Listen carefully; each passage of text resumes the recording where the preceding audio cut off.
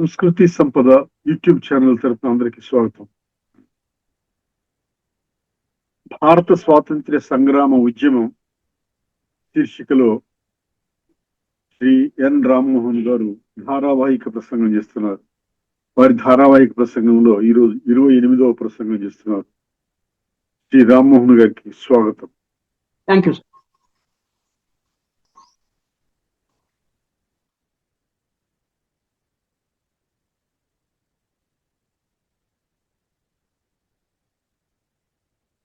నమస్తే, ప్రాతకాలం వందనాలు అందరికీ. అందరూ బస్ ఎక్కండి, బస్సు బయలుదేరుతుంది. బస్ అంటే ఏంటో రెగ్యులర్గా అయిన వాళ్ళకి తెలుసు. భారత స్వాతంత్ర్య ఉద్యమం భారత స్వాతంత్ర్య ఉద్యమము, దానికి మనం సంగ్రామము, చరిత్ర ఏమైనా యాడ్ చేసుకో. ప్రతి విషయాన్ని సాధారణంగా మనము మనసుతో ఆలోచిస్తుంటాము. సమాజానికి, ప్రపంచానికి ఉన్నతమైనటువంటి జీవి అయిన మనిషే ఒక రకంగా ఎక్కువ కాంట్రిబ్యూట్ చేసేవాడు. కాంట్రిబ్యూట్ అన్నప్పుడు it could be positive, it could be negative, ధనాత్మకం, రుణాత్మకంగా ఉండొచ్చు. శాంతిదూతలు ఉన్నారు చాలా మంది, మత గురువులు, బుద్ధుడు వగైరా. యుద్ధోన్మాదులు ఉన్నారు, యుద్ధము చేసి మనోవైకల్యము పాజిటివ్గా ఎదుగుదల కలిగి శాంతి వైపు ప్రయాణించిన వాళ్ళు ఉన్నారు. చూసే అశోక రైట్. వ్యక్తి ఒకటి, ఇండివిజువల్గా, వ్యక్తుల సమూహము, సంస్థ ఒకటి. మూడవది, ఈ రెండిట్లో కూడా వ్యవస్థ ఎట్లాగా ఉంది. సో వ్యక్తి ఈజ్ ఇండివిజువల్, సంస్థ ఆర్గనైజేషన్, సంస్థ ఈజ్ ఎ ఇన్స్టిట్యూషన్, వ్యవస్థ ఈజ్ ఆర్గనైజేషన్. ఏ కాలంలో తీసుకున్నా కూడా కాలాన్ని బట్టి సమకాలీన పరిస్థితి ఎట్లా ఉంటాయో సమాజం అట్లా నడుస్తుంది. మరి సమకాలీన పరిస్థితుల్లో అంటే ఒక 1000 సంవత్సరాల వెనక్కి, 100 సంవత్సరాల వెనక్కి కానీ ఇప్పుడు కానీ కంపేర్ చేస్తే ఫ్యూచర్తో వీ కెనాట్ కంపేర్. అంటే ఫ్యూచర్ ఎలా ఉంటుంది అనేసి మనకి తెలియదు కాబట్టి we can always compare with the పాస్ట్కి ప్రజెంట్కి సమకాలీన జీవించే పద్ధతుల్లో ఎందుకు తేడా వచ్చిందంటే, నేను ఇందాక చెప్పిన విషయము, హయ్యెస్ట్ బుద్ధిజీవి అయినటువంటి మనిషి, బుద్ధి ఉండదు, తెలివి ఎక్కువ ఉంటుంది, బుద్ధి ఒక్కొక్కసారి లోపిస్తుంటుంది. బుద్ధి తెలివి తక్కువ ఉంటాయి. బుద్ధి తెలివి వివేకము ఇవి కష్టం ఉండడం. తెలివి ఉంటుంది. తెలివి అంటే it is both positive and negative. అల్టిమేట్గా తెలివి ఉండాలి కదా. తెలివి కానీ వాట్ యు కాల్ ఇంకిత గీత, సమయస్ఫూర్తి, బుద్ధి, వివేకము ఇవి చాలా తక్కువ మందికి ఉంటాయి. తెలివి లేని వాళ్ళు చాలా మంది ఉంటారు, తెలివైన వాళ్ళు కొంతమంది ఉంటారు. సో ఎవరికి తోచింది వాళ్ళు ఒక రీసెర్చ్తో కానీ, సంశోధనతో కానీ, రిఫార్మ్స్తో కానీ, రీసెర్చ్తో కానీ, రిఫార్మ్స్ అంటే సమాజంలో తీసుకొచ్చే రిఫార్మ్స్, సంఘ సంస్కర్త రాజా రామ్మోహన్ రాయ్ ఇటువంటి వాడు, దట్ ఈస్ ద రిఫార్మ్స్. శాస్త్రజ్ఞులు రీసెర్చ్, శాస్త్రజ్ఞుల రీసెర్చ్తోనే దీంతో కూడా గుడ్ జరిగింది, బ్యాడ్ జరిగింది. ఆర్టిఫిషియల్ ఇంటెలిజెన్స్ వరకు వెళ్ళాం మనం. మొబైల్స్ లేకుండా we cannot expect hour day to move. ఒక రోజు కూడా గడవదు మొబైల్ లేని వాడికి. మనకు 50 సంవత్సరాలు 70 సంవత్సరాల క్రితం మొబైల్ లేనప్పుడు జీవితం బాగానే ఉండింది. కానీ మానసిక శాస్త్రంతో ఆ దృష్ట్యా చూస్తే మనిషికి ఒక రకమైన దానికి అలవాటు పడిన తర్వాత దానికన్నా హెచ్చైన దానికి ట్రై చేస్తాడు, క్యూరియాసిటీ ఉంటుంది. ఇది 2 రకాలుగా ఉంటుంది, బోత్ పాజిటివ్గా కానీ నెగిటివ్గా కానీ. దీన్నే గణిత శాస్త్రంతో మనము లెక్కేస్తే కొంతమంది అడిషన్ మోడ్లో సంతోషపడతారు, కూడిక అంటే మెల్లగా స్టెప్ బై స్టెప్. కొంతమందికి అది సరిపోదు, గుణకారంలో పోతారు. అంటే ఇంకా ఇంకా ఇంకా ఇంకా either in good or in bad. ఇంకా గణితంలో చూస్తే ఎక్స్పోనెన్షియల్ అంటామండి. To the power of 5 plus 5 10, 5 into 5 25, 5 to the power of 5, 5 into 5 25 into 5 125 into 625 into 5. So అంటే ఈ ఫాస్ట్నెస్ అనేది ఈ ప్రకారంగా మనుషులు కాంట్రిబ్యూట్ చేసేది ఏ గతి అంటాం మనము, అంటే స్పీడ్. స్థితి గతులు అనే రెండు పదాలు కూడా మనం వాడుతుంటాము. స్థితి అంటే ఇప్పుడున్న పొజిషన్ ఏంటి, మీరు ప్రయాణిస్తున్న గతి ఏంటి, ఆ గతి యొక్క వేగము ఏంటి. ఈ వేగానికి నేను ఇందాక చెప్పింది అడిషన్, మల్టిప్లికేషన్, ఎక్స్పోనెన్షియల్. ఎనివే ఈ ఈ ఈ బ్యాక్గ్రౌండ్ నుంచి బ్రిటిష్ ఇండియా ప్రభుత్వము ఇప్పుడు స్వేచ్ఛా వాణిజ్య విధానాన్ని అవలంబించింది. అవలంబించడం అంటే పుట్ ఇన్ టు ప్రాక్టీస్.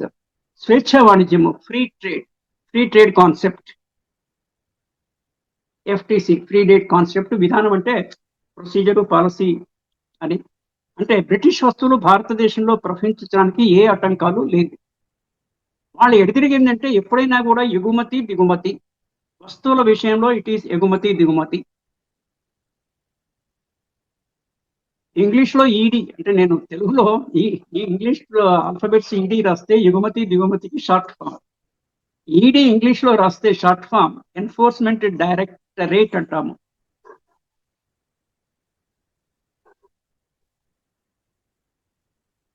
ఎప్పుడైనా కూడా ఈ వర్తకము వాణిజ్యము ఎప్పటి నుంచో ఉంది. కామర్సు, ట్రేడు, వ్యాపారము, మార్కెట్ ఇప్పటికి కూడా. ఇవాళ న్యూస్ పేపర్ కనుక మీరు చూసింటే కనుక టాప్ 50 ఇండస్ట్రియలిస్టులలో నంబర్ 1 గౌతమ్ అదానీ. మన భారతదేశం నుంచి ఇద్దరే ఉన్నారు. Number 1 Gautam Adani, number 2 Ambani. కొంతకాలం అంబానీ ఫస్ట్ ఉండేవాడు. With in Indian billionaires, 200 billions ఎంతో సంపద కూడా ఇచ్చాడు గౌతమ్ అదానీ. దాని మీద విమర్శలు కూడా ఉన్నాయి, అంటే గవర్నమెంట్ వీళ్ళకి సపోర్ట్ చేస్తుందని సార్, వాట్ ఎవర్ ఇస్తాను. అంటే ఇక్కడ కూడా ఒకటి విషయం ఏంటంటే నింద చేయడము, నిందించే వాళ్ళు ఎప్పుడు ఉంటారు. అది సహేతుకమై ఉండొచ్చు, యథార్థమై ఉండొచ్చు, కాకపోయి ఉండొచ్చు కూడా. That is always there. నింద ఒకటి, కువిమర్శ, సద్విమర్శ ఈజ్ ఆల్వేస్ వెల్కమ్. విమర్శ కోసమే కువిమర్శ చేసే వాళ్ళు కూడా చాలా మంది ఉంటారు. ఇవాళ న్యూస్ పేపర్లో చూస్తే కీలకమైన విషయము డీలిమిటేషను అండ్ ఉమెన్ రిజర్వేషన్ బిల్లు రెండు వీగిపోయానేసి. 2/3 కాన్స్టిట్యూషన్ కి అమెండ్మెంట్ చేయాలంటే 2/3 మెజారిటీ ఉండాలి, అది లేక ఇవి అయిపోయినాయి. దీనికి దానికి లింక్ పెట్టడం చేత ఇది పోయిందనేసి. అంటే వివక్ష, ఒక వర్గము ఇంకో వర్గం మీద ఒక వివక్ష. కామన్ సెన్స్ పాయింట్ ఏమంటే ఆడవాళ్ళు సమాజంలో ఇంచుమించుగా 50% ఉన్నప్పుడు మీకు ఉద్యోగాల్లో అయితే ఏమి, విద్యలో అయితే ఏమి, అధికారంలో అంటే పాలిటిక్స్ లో అయితే ఏమి, వాళ్ళకి సమాన హక్కు సరిసగం ఇవ్వాలి కదా. పాండవ కౌరవుల యుద్ధం ఎట్లనో ఇప్పుడు ఆమె ఆయన యుద్ధము, ఆడామగ యుద్ధము. వాళ్ళకి కొంచెం శక్తి తక్కువ ఉంది అని అనుకోవడం చేత వాళ్ళు గమ్మున ఉన్నారు, మిన్నకొండిపోయారు. Say after 50 years or 100 years, we never know ఏమవుతుందో. వాళ్ళు తిరగబడొచ్చు, వీళ్ళని పాతాళానికి తొక్కివేయచ్చు. పాతాళానికి తొక్కివేస్తారా లేదా అనే విషయం అట్లా ఉంటే ఫ్యూచర్లో ఏం జరుగుతుంది వీ కెన్ నెవర్ సే. అందుకని ప్రస్తుతంలో ఏం చేయాలి, వీలైనంత కుదిరినంత న్యాయసమ్మతంగా ఉండడానికి వ్యక్తి కానీ సంస్థ కానీ పనిచేసేటట్టు వ్యవస్థను కుదుర్చుకోవాలి. ప్రభుత్వం ఒక వ్యవస్థ, ప్రభుత్వం ఒక institution, at the same time organization ఎట్లా చేసుకుంటుంది గవర్నమెంట్ తనకు తాను అనేసి. So this is another point of thinking. British వస్తువులు భారతదేశంలో ప్రవహించడానికి ఏ ఆటంకాలు లేవు. బ్రిటన్ యంత్రాల మీద తయారైన వస్తువులు, అంటే ఇండస్ట్రియలైజేషన్ వెస్ట్ నుంచి భారతదేశానికి వచ్చింది. సంస్కృతి సాంప్రదాయాలు ఇక్కడి నుంచి అక్కడికి పోయినంత వరకు పోయినాయి, పొందిపోలేదు. కానీ ఈ బ్యాంకింగ్ అని ఈ మోడర్న్ విషయాలన్నీ పాశ్చాత్య దేశాల నుంచే మన భారతదేశానికి వచ్చినాయి. బ్రిటన్లో యంత్రాల మీద తయారైన వస్తువులు భారతదేశం చేతి వృత్తుల్లో తయారైన వస్తువుల మీద భీకరమైన అసమానమైన పోటీకి నిలవలేక అంతరించిపోయినాయి. మనం ఏంటంటే లెవెల్ ప్లేయింగ్ గ్రౌండ్ అని ఒకటి ఎల్పిజి గ్యాస్ కాదు, LPG I use for level playing ground. బియ్యానికి క్యానికి సమౌజ్యులు ఉండాలనేటువంటి మనకు ఒక సామెత రూపంలో చెప్తుంటారు. మరి మిషన్ మీద ప్రొడక్షన్ చాలా ఫాస్ట్గా అవుతుంది, చాలా తొందరగా అవుతుంది. ఈ రోజు రేపు క్లాత్ కావాలంటే ఈ రోజు ఆర్డర్ ఇస్తే నైట్ షిఫ్ట్ లో, ఇప్పుడు 3 షిఫ్ట్ లో వర్కింగ్ అనేది ఇండస్ట్రియలైజేషన్ వచ్చిన తర్వాత రాత్రిపూట తిరిగేవాళ్ళని పాత రోజుల్లో మనం ఇండియన్ కాంటెక్స్ట్ లో నిశాచరులు అనేవాళ్ళము. దయ్యాలు పిశాచాలే రాత్రి తిరుగుతుంటాయి, మనుషులు ఉండరు. కానీ ఇప్పుడు కూడా వీళ్ళు ఆ నిశాచరులు పిశాచాలని మారి నైట్ షిఫ్ట్, రాత్రి 10 నుంచి మార్నింగ్ 6 వరకు కూడా 3 షిఫ్ట్ లో, అంటే నాన్ స్టాప్ నాన్ సెన్స్ అనే పదం వాడతాము, ఇక్కడ నాన్ స్టాప్ ప్రొడక్షన్ ఇది జరుగుతుంది. సో దానితోని మగ్గం మీద కానీ చేతి పనులు చేసే వాళ్ళు కాంపిటీషన్ కుదరదు. There is no level playing ground. కాబట్టి వీళ్ళకి కొంత రక్షణ అనేది అవసరం. ఇచ్చారా ఇవ్వలేదా, ఎంత ఇచ్చారు అనేది వేరే అంశం. దానికి తోడు అవధ లాంటి రక్షిత రాజ్యాలను బ్రిటిష్ సామ్రాజ్యంలో విలీనం చేసుకోవడం ద్వారాను, కొత్త రాజ్యాలను జయించడం ద్వారాను బ్రిటిష్ వస్తువుల కొనుగోలు మార్కెట్ను బ్రిటిష్ వాళ్ళు విస్తృతపరుచుకున్నారు. అంటే ఇక్కడ ఇంకోటి కూడా మనము అజ్ఞాతంగా, అంటే ఎక్స్ప్రెస్ గా చెప్పేది, ఇంప్లాయిడ్ గా చెప్పడం ఏంటంటే, బ్రిటిష్ వస్తువులను కొనేటువంటి సత్తా, ఆర్థిక సత్తా భారతదేశంలో ఉండేది. అందరికీ ఉండిందంటే డెఫినెట్లీ నాట్. కానీ సంపన్న వర్గాలు హెచ్చుగా ఉండినవి. అండ్ విదేశీ వస్తువులు ఇప్పటికి కూడా ఇంపోర్టెడ్ ఆర్టికల్స్ అంటే మనకి ఒక 20 ఏళ్ల క్రితం వరకు పెద్ద మౌజు, పెద్ద అట్రాక్షన్. ఇప్పుడు విదేశీ స్వదేశీ ఏమి లేదు. ఏ వస్తువు ఎక్కడ దొరికితే నెక్స్ట్ డే వేరే ప్రపంచం మొత్తం it is available. Only thing is you have a purchasing power, paying capacity, PC paying capacity, PP purchasing power, PPP purchasing power parity. అంటే అదే వస్తువు ఎక్కడ ఎంత ధర ఉంది, వ్యత్యాసం ఏమున్నది, తక్కువ దగ్గర కొనడం, ఎక్కువ చోట అమ్మడం. వాడుకోవడానికైనా కూడా తక్కువ దగ్గర నుంచి దిగుమతి చేసుకోవడం. This is what is going on. యంత్ర సాధనాల్ని ఆవిరి శక్తిని విస్తారంగా ఉంటుంది. స్టీమ్ పవర్, మొదట్లో అంతా స్టీమ్ ఇంజిన్స్, రైల్వేస్ లో కూడా ముందు స్టీము, తర్వాత థర్మల్, ఇది step by step, then electrical, solar. అంటే అల్టిమేట్ గా ఎనర్జీ కావాలి. Power, energy is needed to run an industry. అతివేగంగా ఉత్పాదక శక్తిని పెంచుకుంటున్న బ్రిటిష్ మిల్లుల్లో తయారయ్యే చౌక వస్తువులతో, చేతి పనితో తయారయ్యే భారతీయ వస్తువులు పోటీకి నిలవలేకపోయాయి. That's okay. విదేశీ ఎగుమతులు వెర్రిగా పెరిగిపోయాయి. ఎగుమతి ఎక్స్పోర్ట్, దిగుమతి ఇంపోర్ట్. ఎగుమతులు వెర్రిగా పెరిగిపోయాయి. బ్రిటన్ నుంచి ఒక్క బట్టల దిగుమతులే 1813లో 1,10,000 పౌండ్ల నుంచి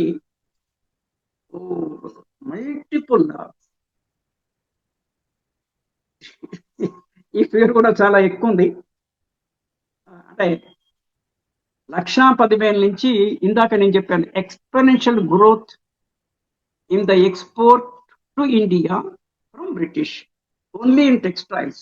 బ్రిటన్ నుంచి బట్టల దిగుమతులే 1,10,000 పౌండ్ల నుంచి 1,856 తర్వాత 5 సున్నాలు. 5 సున్నాలంటే 1,00,000, 100,000 లక్ష అంటాము. 1,00,000 కోటి మన ఇండియన్ కాన్సెప్ట్. వెస్టర్న్ కాన్సెప్ట్ లో దిసే థౌజండ్స్ వరకు అంతా సమానమే. 1000 తర్వాత దే డోంట్ హ్యావ్ 1,00,000 వాళ్ళు గురించరు. మిలియన్, బిలియన్, ట్రిలియన్ అది వాళ్ళ కొలమానము. మన దగ్గర we say lakh and crores. So anyway, exponential growth of, అంటే వాళ్ళు ఎక్కడికి ఎగుమతి చేస్తే మనము దిగుమతి చేసుకుంటున్నాము, లాభం వరకు వాళ్ళకి. విదేశీ సరుకులకు భారతదేశ ద్వారాలు బార్లా తెరుచుకున్నాయి. బార్లా అంటే వైడ్ ఓపెన్ అని చెప్పడానికి. బ్రిటన్ లో ప్రవేశించే భారతదేశ వస్తువులు తలకు మించిన సుంకాలు చెల్లిస్తున్నాయి. బ్రిటిష్ అంటే ఇక్కడ ఇంపోర్ట్ డ్యూటీ ఉంది, అక్కడేమో ఇంపోర్ట్ డ్యూటీ వాళ్ళు ఎక్కువ వేశారు, ఇక్కడ వేయలేదు. ఎందుకంటే 2 చోట్లలో వాళ్ళదే పెత్తనం కాబట్టి. ఇది శోచనీయమైన విషయం. 2 చోట్ల మనకి ఒక సామెత కూడా ఉంది, కోర్టులో కానీ ఎక్కడైనా కూడా ఏ judge, he cannot be a judge in his own case.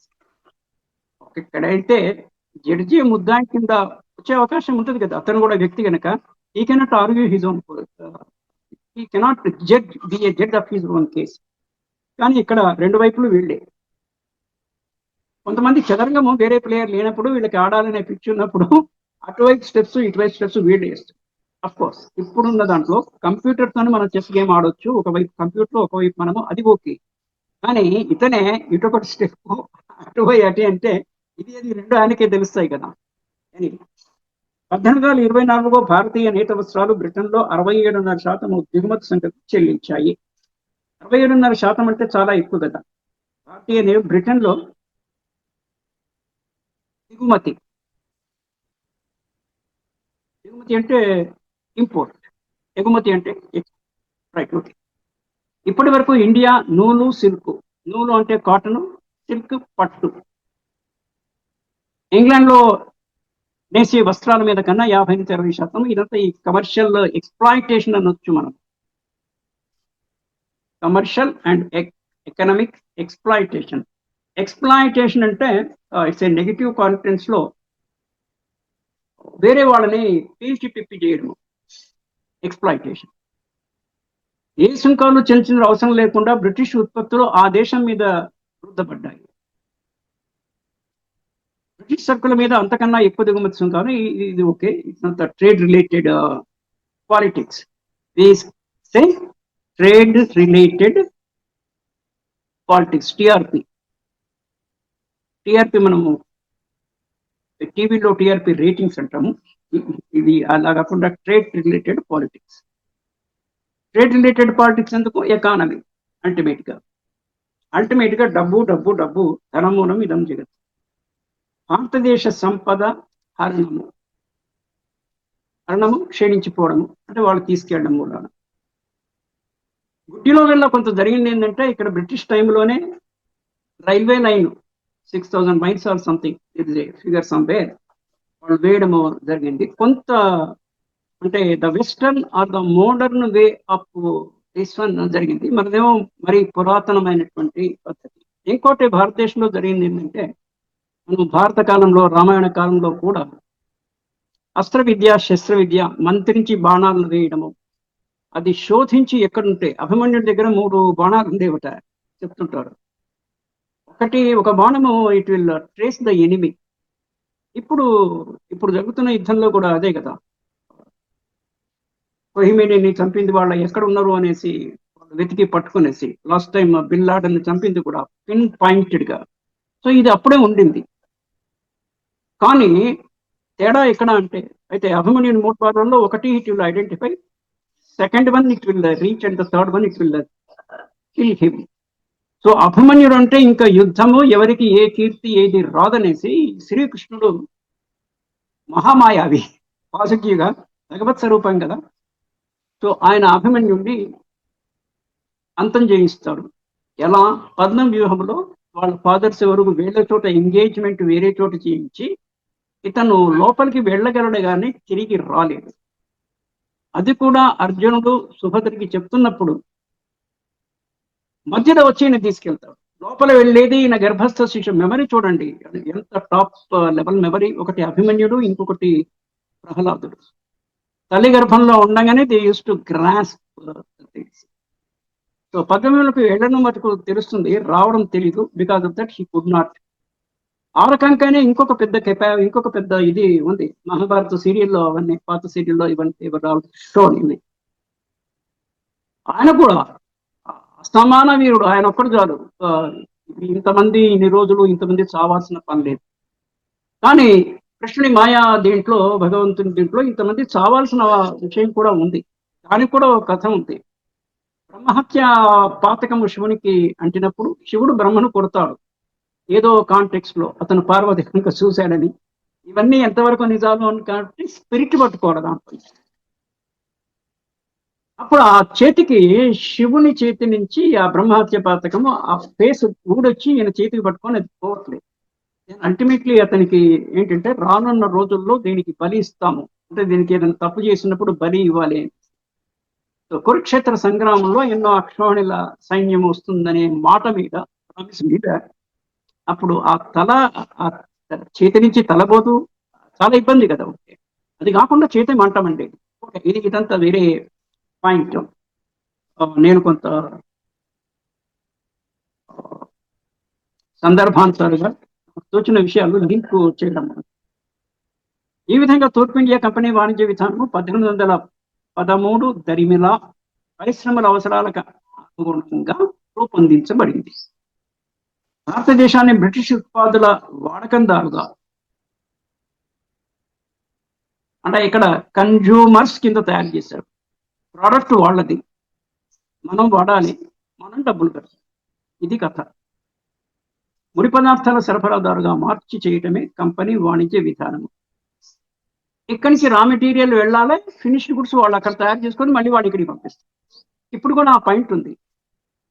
ఇప్పటికి కూడా అది ఒక్కొక్క దిశలో వి ఇంపోర్ట్, వి అంటే any country, they import the raw material, prepare the finished goods and export to some other countries, any country. భారతదేశ సంపద హరణము. కంపెనీ ఉద్యోగులు స్వదేశీ రాజుల వద్ద నుంచి, జమీందారుల నుంచి, వర్తకుల వద్ద నుంచి, అంటే ఇవే కేటగిరీస్ కదా. స్వదేశీ రాజులు, వర్తకుల నుంచి ఆఖరికి సామాన్య ప్రజల వద్ద నుంచి ఉంచుకున్న అపారమైన డబ్బుని, సంపదని పీల్చివేయడం ప్రారంభమైంది. 1758 నుంచి 1765 సంవత్సరాల మధ్యలో వాళ్ళు సుమారు 60 లక్షల పౌండ్ల దాకా ఇంగ్లాండ్కు పంపుకున్నారు అనేది తెలుగు పదము. ఇంగ్లీష్ లో కూడా అంతే. Pumping the wealth from India to British.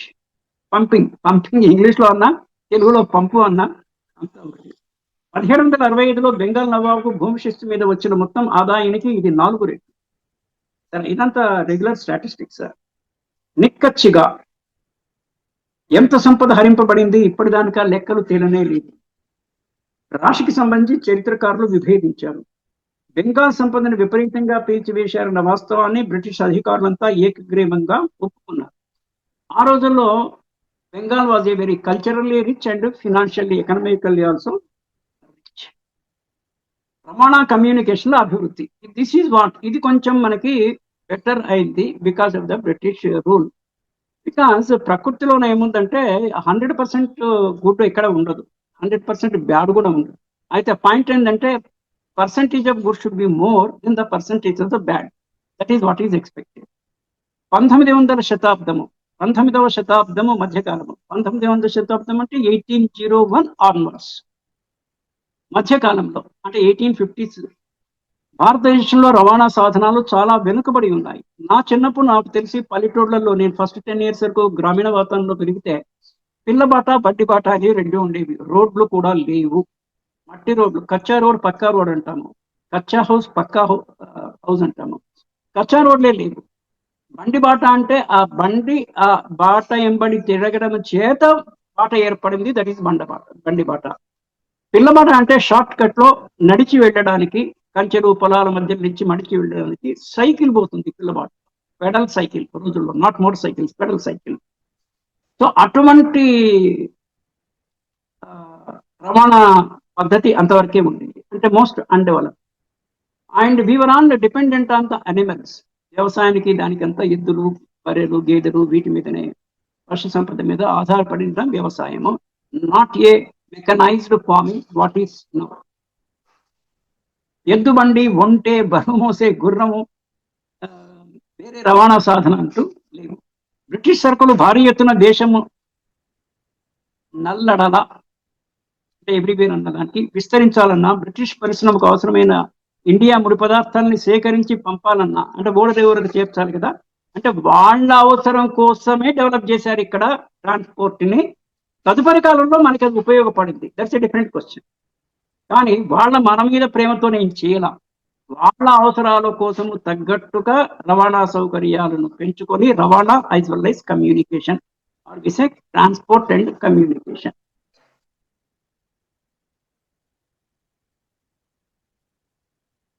నదుల మీద ఆవిరి నౌకలు ప్రవేశపెట్టారు, స్టీమ్ ఇంజిన్ తోని, స్టీమ్ షిప్స్. రహదారుల అభివృద్ధికి పూనుకున్నారు. 1839లో కలకత్తా నుండి ఢిల్లీ వరకు గ్రాండ్ ట్రంక్ రోడ్, ఇప్పటికి కూడా జీటీ రోడ్ అంటారు. I was there in Calcutta for 3 years. పౌరా మీదుగా గ్రాండ్ ట్రంక్ రోడ్ మీద పని ప్రారంభించి 1850 ప్రాంతంలో పూర్తి చేశారు. GT road even now Chennai to Kolkata. ప్రధాన నగరాన్ని రేవుపట్టణం అంటే వేరే ఎక్కడైతే రేవు ఉందో, హార్బర్ ఉందో దాన్ని రేవుపట్టణం. జార్జ్ స్టీవెన్సన్ రూపకల్పన చేసిన మొట్టమొదటి rail engine. George Stevenson England లో 1814లో పట్టాకెక్కించారు. మనం మొదట్లో అనుకున్నాము కాంట్రిబ్యూటర్స్, శాస్త్రజ్ఞులంతా కాంట్రిబ్యూటర్స్. వాళ్ళు ఒక ఛాలెంజ్ కోసం yes I can do this అని చేశారు. వాళ్ళు వీళ్ళు దుర్వినియోగం చేస్తున్నారు, న్యూక్లియర్ వెపన్స్ కానీ అదర్ థింగ్స్. కానీ వాళ్ళు మానవ విధ్వంసం కోసమని వాళ్ళ ధ్యేయం కాదు కనిపెట్టిన వాడు. అంటే ఎగిరేసిపోవడం అంటారు, వాళ్ళు కనిపెడితే వీళ్ళు దుర్వినియోగం చేయడం. భారతదేశంలో సైతము రైళ్లను వేగం ప్రవేశపెట్టమని ఒత్తిడి పెరిగింది. So this is one thing. భారతదేశంలో రైలు మార్గం నిర్మించాలనే సూచన మొట్టమొదట 1831లో మద్రాసులో జరిగింది. కానీ రైలు వ్యాగన్లన్నీ గుర్రాల చేత లాగించాల్సి వచ్చింది. పట్టాల మీద రైలు వ్యాగన్స్ మొదట్లో అంటే స్టీమ్ ఇంజన్ రాకముందు బిగినింగ్ లో గుర్రాలతో లాగించడం. ఆవిరితో నడిచే రైలు బండిని ప్రవేశపెట్టాలనే ప్రతిపాదన 1834, అంటే 3 ఏళ్ళు గుర్రాలే లాగాయి, ఇంగ్లాండ్ లో వచ్చింది. రైల్వే ఏర్పాటు కోసం ప్రచారం చేసేవాళ్ళు, పెట్టుబడి పెట్టేవాళ్ళు, ఇండియాతో వ్యాపారం సాగిస్తున్న వర్తక సంస్థలు ఈ ప్రతిపాదనకు బలమైన మద్దతు ఇచ్చారు. అయితే అప్పటికే ఏంటంటే బ్రిటిష్ లో క్యాపిటలిస్టులు ఎక్కువ ఉన్నారు. అంటే క్యాపిటల్ కాంట్రిబ్యూట్ చేసే వాళ్ళు ఉండడం, అంటే డబ్బులు వాళ్ళ దగ్గర ఉన్నాయి, ఆ డబ్బులు వీళ్ళు ఇక్కడ ఇన్వెస్ట్ చేసి లాభాల్ని అక్కడికి తరలించారు. ఇది మూల విషయం. 1849లో భారతదేశానికి గవర్నర్ జనరల్ గా వచ్చిన లార్డ్ డల్ హౌసీ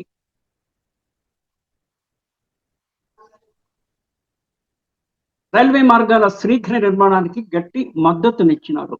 1853లో తయారు చేసిన తన నివేదిక రిపోర్ట్ ఆయన రైల్వేల అభివృద్ధికి విస్తృత కార్యక్రమం రూపొందించారు. సముద్ర తీరానికి దూరంగా ఉన్న ప్రాంతానికి పెద్ద పెద్ద రేవు పట్టణాలతో కలపడానికి, దేశంలో వివిధ ప్రాంతాలని పరస్పరం కలపడానికి ఆయన 4 ప్రధాన రైలు మార్గాలు ఏర్పాటుకి ప్రతిపాదన చేశారు, ప్రపోజల్స్.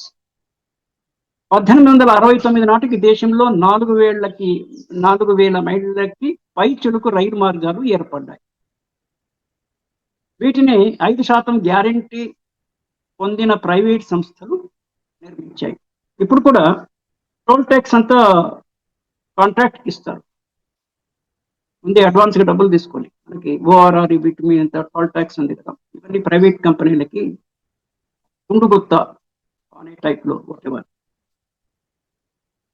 విస్తృతీకరణ, రైలు మార్గాల విస్తృతీకరణ ఎక్స్పాన్షన్ అనుకున్నంత వేగంగా సాగటం లేదని ఇండియాలో అధికారులు, ఇంగ్లాండ్లోని వ్యాపారస్తులు అసంతృప్తి చెందారు. తర్వాత 1880 తర్వాత ప్రైవేటు ప్రభుత్వ సంస్థలు 2, పబ్లిక్ ప్రైవేట్ పార్టిసిపేషన్ అంటాం మనము, పిపిపి, పబ్లిక్ ప్రైవేట్ పార్టిసిపేషన్, సంయుక్తంగా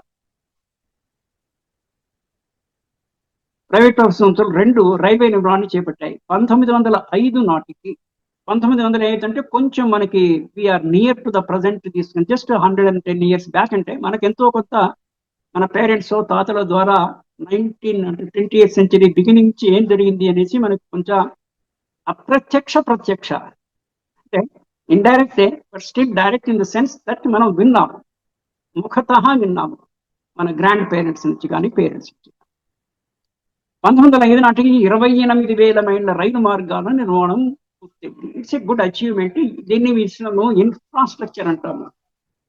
యుఎస్ లో కూడా, అమెరికా చాలా కొత్త దేశం కనుక కంపేర్ టు వెనీ అదర్ కంట్రీస్, వాళ్ళు మొదట్లో ఈ ఎయిర్పోర్ట్స్, రైల్వేస్, బ్రిడ్జెస్, ఇన్ఫ్రాస్ట్రక్చర్ మీద ఎక్కువ ఫోకస్ ఇచ్చారు. పవర్, ఇవంతా ఇన్ఫ్రాస్ట్రక్చర్ కింద వస్తుంది. ఇన్ఫ్రాస్ట్రక్చర్ కనుక బాగా ఉంటే, డెవలప్ అయితే, గ్రోత్ ఆటోమేటిక్ గా it will be move in a very fast way, right. రైల్వేల నిర్మాణానికి అయిన 350 కోట్ల రూపాయలు బ్రిటిష్ పెట్టుబడిదారులే పెట్టుబడి పెట్టారు. అందులో ఇండియా ప్రభుత్వం వాటా అతి స్వల్పము. ఇండియా ప్రభుత్వం అంటే అది కూడా వాళ్ళదే. మొదటి 50 సంవత్సరాలు అది నష్టం మీద నడిచాయి. మొదటి 50 సంవత్సరాలు నష్టం మీద నడిచాయి. అంటే దీనికి ఒక కాన్సెప్ట్ ఇప్పటికి కూడా ఉంది. ఇనీషియల్ గా ఏదైనా కూడా లాస్ లో నడుస్తుంటాయి, కానీ తదుపరి లాభాల్లో నడుస్తాయి ఉంటాయి కనుక మొదట్లో ఈ లాస్ బేర్ చేస్తావు.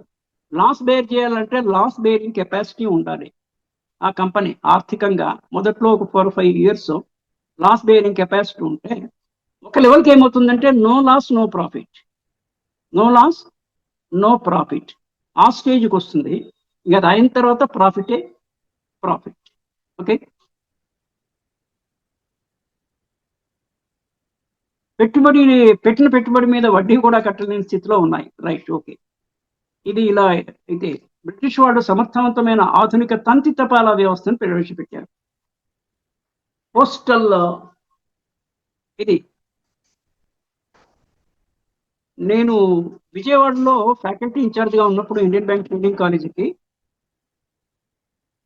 ప్రపంచవ్యాప్తంగా ఈ పోస్టల్ డిపార్ట్మెంట్ పెట్టి 1856 ఇండియాలో పెట్టి 1850 సంవత్సరాలు నిండిన సందర్భంగా ఐలాపురం హోటల్ సమ్ హోటల్లో హిందూ పత్రిక వాళ్ళు, పోస్టల్ డిపార్ట్మెంట్ వాళ్ళు, they conducted a panel discussion. I was invited there. అది తెల్లారి అక్కడ దీంట్లో కూడా వచ్చింది హిందూ పేపర్లో. అంటే ఈ బ్యాంకింగ్ కన్నా ముందు కూడా post office savings banks, post ఆఫీస్లో సేవ్ చేసుకోవడానికి సేవింగ్స్ అకౌంట్ బ్యాంకింగ్ సిస్టమ్ కన్నా ముందు, బ్యాంకింగ్ కన్నా ముందు వచ్చింది పోస్టల్ ప్రపంచవ్యాప్తంగా, తర్వాతనే బ్యాంకింగ్. 1853లో ప్రారంభమైంది.